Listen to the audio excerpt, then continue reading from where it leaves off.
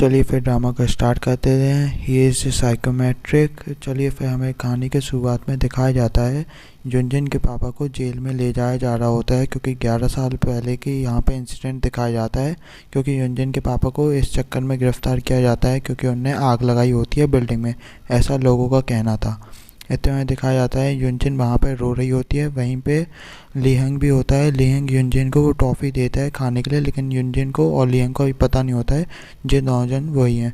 और युनजिन अभी वो टॉफ़ी खा रही होती है अपना पैनिक अटैक दूर करने के लिए। फिर हमें दिखाया जाता है लीहंग जो होता है वो टंग जाता है रेलिंग पे, जिससे वो युनजिन के ऊपर नहीं गिरता है और ये लोग फिर के लड़ना स्टार्ट कर देते हैं। फिर हमें क्लास का सीन दिखाया जाता है जहाँ पे युनजिन होती है वो बहुत अच्छे से सवाल सॉल्व कर लेती है। पहले तो मैथ्स टीचर उसकी तारीफ़ करते हैं, लेकिन इतने वो कहते हैं तुम क्या प्रोसिक्यूटर बनना चाहती हो? तो वो कहती है हाँ। तो वो कहते हैं तुम्हारे पापा ने तो लेकिन क्राइम किया था, फिर तुम प्रोसिक्यूटर कैसे बन सकती हो? ये तुम्हें कुछ भी शोभा नहीं देता है।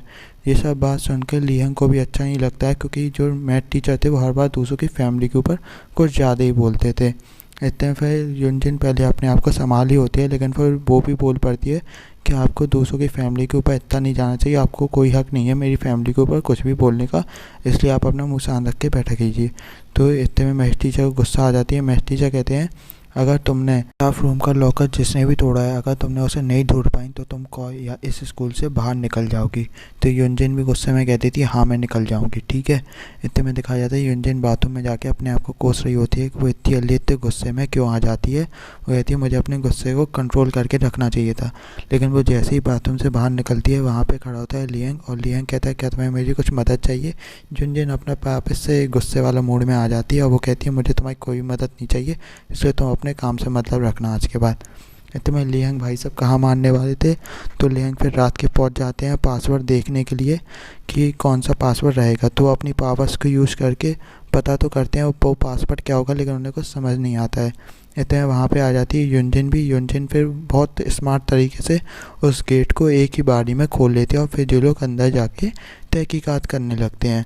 फिर हमें यहाँ पे दिखाया जाता है एनजिनसू को। एनजिनसू उस केस के ऊपर टिकी होती है 11 साल पहले वाले, लेकिन जो कैंगसुमो होता है उसे बिल्कुल ही पसंद नहीं आ रहा होता है कि जे वो उस केस के ऊपर टिकी रहे, क्योंकि कैंगसुमो का कोई ना कोई रिश्ता तो होता है इस केस से, ऐसा लगता है यहाँ पे वैसे तो। उसके बाद फिर हमें दिखाया जाता है लीहंग और युनजिसू को, जो अभी तक तहकीकात कर रहे होते हैं, लेकिन उन लोगों को अभी तक कुछ भी मिल नहीं रहा होता है। फिर जो लीहंग होता है वो अपनी साइकोमेट्रिक पावर से पता करने की कोशिश करता है कि यहाँ पे क्या क्या हुआ था। तो वो देखता है जो उसके टीचर होते हैं वो अपनी नाक साफ़ कर रहे होते हैं और वो टेबल के नीचे अपनी नाक लगा दी होती है। तो लीहंग वहीं पे हाथ रख देता है और उसका चेहरा कुछ ऐसा बन जाता है। इतने में लीहंग को कुछ ऐसी मैगजीन्स मिलती हैं जो उसके टीचर्स रखते थे। लीहंग और युनजिसू तो गुस्सा हो जाती है, लेकिन लीहंग उसे बहुत अच्छे से देख रहा होता है। इतने में लीहंग को उसमें दिखता है जैसे ही वो छूता है कि कोई येलो पाउच है, उस येलो पाउच के अंदर प्रेगनेंसी टेस्ट है, यानी किसी लड़की का प्रेगनेंटी टेस्ट है। इतने में दिखाया जाता है लीहंग ये सब बहुत ज़्यादा देख रहा होता है, तो इतने में उसके नाक से खून आने लगता है, क्योंकि उसने अपनी शक्तियाँ बहुत ज़्यादा यूज़ कर ली थी। इतने में दिखाया जाता है लीहंग पे एक जगह पे रुक जाता है युनजिसू के साथ, क्योंकि वहाँ पे गार्ड चेकिंग करने आ जाता है। लीहंग युनजिसू का हाथ पकड़ लेता है। उतने में वो देखता है कि वो कुछ नंबर्स देखता है। वो नंबर होता है युनजिसू के पापा का, जो जेल में बंद होते हैं, वो यानी कैदी नंबर।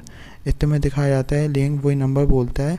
तो युनजिसू उससे पूछती भी है, लेकिन लीहंग बात को संभाल लेता है। वो कह देता है मुझे सब पता है। इतने में युनजिसू को दिखाया जाता है वो दोनों जन बाहर आ जाते हैं। युनजिसू देखती है कि कोई उसका पीछा कर रहा है और वो कैंगमिनसू होता है। और उसके बाद वो कैंगमिनसू से बैठ के बातें करती है, क्योंकि कैंगमिनसू ही वही इंसान होता है जिसने युनजिसू को स्पॉन्सर किया था जब वो आश्रम में थी। इतने में पता चल जाता है युनजिसू को भी कि ये वही बहुत फेमस प्रोसिक्यूटर है कैंगसुमो। इतने में युनजिसू बहुत खुश होती है, क्योंकि ऐसे इंसान ने उसके ऊपर स्पॉन्सर किया था और वो ऐसे इंसान ने उसके ऊपर पैसे लगाए थे। और कैंगमिनसू से वो मिलकर बहुत ज़्यादा खुश होती है। इन लोग की फीस फिर कैजुअल बातें होती हैं ऐसी। फिर हमें कैंगसुमो को दिखाया जाता है जो मिलने आया होता है लीहंग से। और लीहंग एक ऐसा इंसान होता है जो कैंगमिनसू का पास्ट नहीं देख पाता है। वो कितनी भी कोशिश कर ले, लेकिन कैंगसुमो का पास्ट वो कभी नहीं देख पाता है। ऐसा मैं आगे पता चलेगा। चलिए फिर भी मैं बता देता हूँ आपको क्योंकि कैंग मिनसू वही इंसान होता है जिसने लियांग को बचाया होता है और अब ये दोनों जन भाई भाई की तरह रहने लगते हैं। और ये इनका पास्ट का सीन दिखाया जा रहा होता है जब लियांग छोटा था और कैंग मिनसू उसके साथ रहता था, हर चीज़ में उसकी मदद करता था। और अब ये दोनों जन भाई भाई की तरह रहते हैं और कभी भी अब एक दूसरे से झगड़ा नहीं करते हैं। जब हमें दिखाया जाता है इन दोनों का मजाक चल रहा था, इतने में लियांग को दिख जाता है कैंग मिनसू को, और लियांग देखता है कि कैंग मिनसू किसी लड़की से बात कर रहा है, लेकिन वो पहचान नहीं पाता है कि वो युनजिसु थी क्योंकि वो बहुत ज़्यादा धुंधला था। और वो ये पहली बार था जब वो कैंग मिनसू का पास्ट देख पाया था। इतने में दिखाया जाता है लियांग को सुबह के टाइम पे जो एकदम से फायर अलार्म बजा देता है, क्योंकि उसे पता लगाना था स्टाफ रूम का लॉकर रूम किसने तोड़ा था। तो वो बाहर जाके खड़ा हो जाता है और वो सब लोगों के हाथ छूने देखने लगता है कि किसने यानी कि उस लॉकर रूम को खोला था। लेकिन उस इतना ज़्यादा देखने का उसकी नाक से खून आ जाता है और वो गिर जाता है क्योंकि बहुत सारी मेमोरीज उसे दिख रही थी। इतने वहाँ पे टीचर आ जाते हैं और टीचर कहते हैं कि ये काम तुम ही ने किया है ना फायर अलार्म वाला। तो वो कहता है नहीं सर, ये सब मैंने नहीं किया, आपको लगता है मैं ये सब करूँगा, मैं तो बहुत सीधा लड़का हूँ। इतने में दिखाया जाता है फिर हमें युनजिसु उसी लड़की से मिलने आई होती है जिस लड़की का वो प्रेगनेंसी टेस्ट था और जिस लड़की का वो येलो पाउचर था। इतने में वो लड़की फिर वहाँ पे बैठी होती है और बता रही होती है। इतने फिर हमें दिखाया था टीचर को। इतने में लियांग जो जैसे ही टीचर को छूता है उसे ही पता चल जाता है वो वही लड़की है और उसी लड़की के पास वो येलो पाउच था और मैथ टीचर ने उस लड़की से वो पाउच से छीन लिया था। और जैसा उसे पता चल जाता है और लॉकर रूम भी उसी लड़की ने तोड़ा था। इतने में दिखाया जाता है वो अपने दोस्त से मिलने आया होता है लियांग उस दोस्त को बता भी देता है क्योंकि इस लड़के का उस लड़की पर बहुत बड़ा क्रश होता है। तो वो बता देता है वो लड़की प्रेग्नेंट है और ये सब सुनकर उसे बहुत गुस्सा आती है। फिर वो लड़की बता देती है कि मैं तुमसे माफ़ी मांगती हूँ, लेकिन ये सब चीज़ बस तुम किसी को बताना नहीं। इतने फिर हमें दिखाया जाता है लियांग को। लियांग कहता है कि वो वही लड़की है जिसने तुम्हें बताया है और तुम्हें उससे ज़रा हिसाब तो लेना चाहिए, लेकिन युनजिसु होती है वो मना कर देती है। फिर हमें दिखाया जाता है लियांग के दोस्त को जो उसके एक्स बॉयफ्रेंड का कान काट रहा था क्योंकि उसकी क्रश को उसने प्रेग्नेंट कर दिया था। इतने में दिखाया जाता है टीचर फिर उसकी बेइज्जती कर रहे होते हैं युनजिसु की, लेकिन युनजिसु को जब गुस्सा आ जाती है, जब उसके मॉम डैड पे बात आती है तो वो टीचर के उठ के कहने लगती है कि आप तो बच्चों को ऐसे ही पास करवा देते हो। और वो नीचे से लड़की उस चीज़ की वीडियो बना रही थी और टीचर से वो बोल देती है आप बच्चों को सिर्फ ऐसे ही पास करा देते हो, आप तो कभी भी उनके मार्क्स भी नहीं देखते हो ढंग से। और मुझे पता है कि आपने किन किन बच्चों को कैसे कैसे पास करवाया था। तो उन लड़कों का वो नाम भी लेने लगती है क्योंकि जब वो स्टाफ रूम में गई थी तब उसने सब कुछ देख लिया था। इतने में दिखाया जाता है टीचर जैसा अपनी पोल खोलती हुई सुन के बहुत गुस्सा हो जाते हैं। इतने वो लड़का आके कहता है मैंने अपने स्टाफ रूम का ताला तोड़ा था, उखाड़ लो, आप क्या उखाड़ सकते हो। इतने में टीचर भी उसे ऐसे घूर के देखने लगता है कि ये ऐसे कैसे बोल सकते हैं।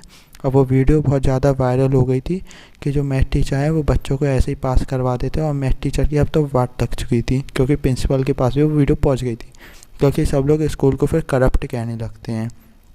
तो फिर हमें युनजिसु और लियांग को दिखाया जाता है।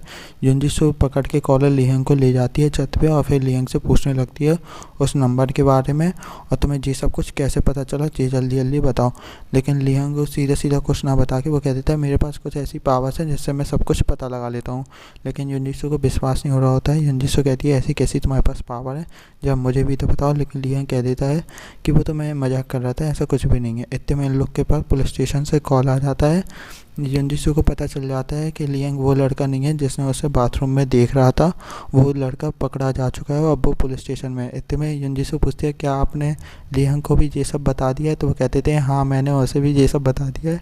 तो इतने में लियांग कहता है क्या तुम्हें पता चल गया कि मैं वो लड़का नहीं था और तुमने मेरे ऊपर सिर्फ यानी कि शक किया है, अब तुम्हें मुझसे माफ़ी मांगनी चाहिए। तो वो कहती है ठीक है मैं तुमसे माफ़ी मांगती हूँ, जैसा मेरी गलती थी, अब तुम वो नंबर के बारे में बता दो। लेकिन लियांग कुछ नहीं बताता है। इसके बाद युनजिसु कहते हैं चलो फिर दोस्त बन जाते हैं। लेकिन लियांग फिर कहता है तुम जैसी लड़की के जो किसी को भी यानी क्रिमिनल बना सकते हैं, मुझे ऐसे लड़कियों के दोस्त नहीं बनना है कभी भी। इतने फिर हमें रात का सीन दिखाया जाता है जहाँ पे युनजिसु होती है वो दुख जाती है क्योंकि युनजिसु और लियांग का घर आमने सामने होता है। इतने फिर हमें दिखाया जाता है लियांग से मिलने आया होता है कैंग सुमो, जो अब मैं इसे इसका भाई बोलूँगा।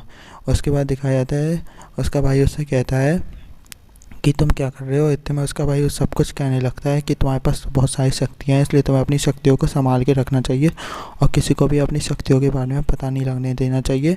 और ये सब सुन लेती है युनजिसु भी और युनजिसु को भी पता चल जाता है लियांग के पास दूसरों का पास्ट देखने की शक्तियाँ हैं। इतने में वो युनजिसो उठ के कहती है, क्या तुम मेरा भी पास्ट देख सकते हो?